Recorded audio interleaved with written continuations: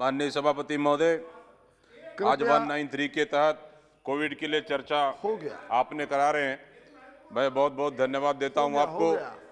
माननीय सभापति महोदय, कोविड-19 के वैश्विक महामारी ने दुनिया को झकझोर दिया।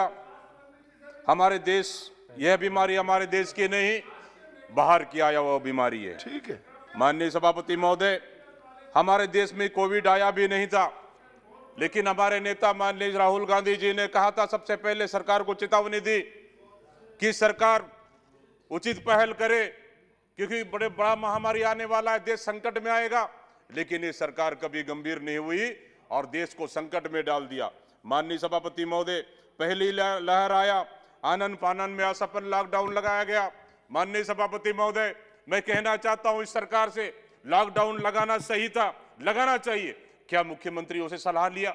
क्या बाकी जनप्रतिनिधियों से सलाह लिया? क्या विपक्षी पार्टियों से राय मशवरा हुई? नहीं हुई। सरकार को पता भी नहीं थी कि कितने लोग बाहर मजदूर आके फंसे हुए हैं, इस प्रदेश से उस प्रदेश से, उस प्रदेश से दूसरे प्रदेश से। जब लॉकडाउन लगा तो तब भी 8 से 10 दिन पूरे मजदूर इंतजार करते रहे, लेकिन विश्वास जब टूट गया, पूरे मजदूर पैदल चलने को मजबूर हुए। माननीय सभापति महोदय, खाने को उनके पास दाना नहीं, पीने के लिए पानी नहीं, चप्पल तक नहीं, पैरों में छाला पड़ गए। ये सरकार की विफलता है माननीय सभापति महोदय। माननीय सभापति महोदय, और जनता को सड़कों पर छोड़ दिया गया मरने के लिए। जनता को बचाना तो छोड़, आपने तो ताली बजवाए। हम कब मना कर रहे हैं भी? आपने ताली बजवाए, मोमबत्ती जलाए, अगरबत्ती जलाए, टार्च जलाए, सब जलाए। क्या निकला बताइए? कोरोना भागा इससे। माननीय सभापति महोदय, आपका ताली और ताली, अगरबत्ती, मोमबत्ती सब जुमला निकला है माननीय सभापति महोदय। और दूसरी लहर, ये पहली लहर तो निकल गई माननीय सभापति महोदय, दूसरी लहर आया। दूसरी लहर ने तो देश को तहस नहस कर दिया।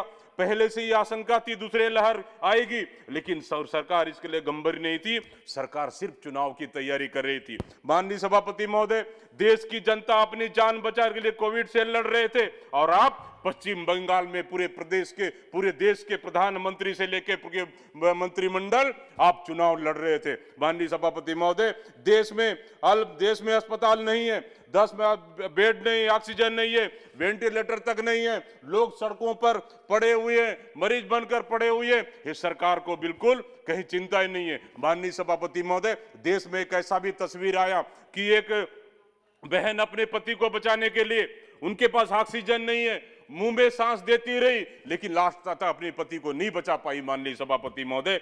तब भी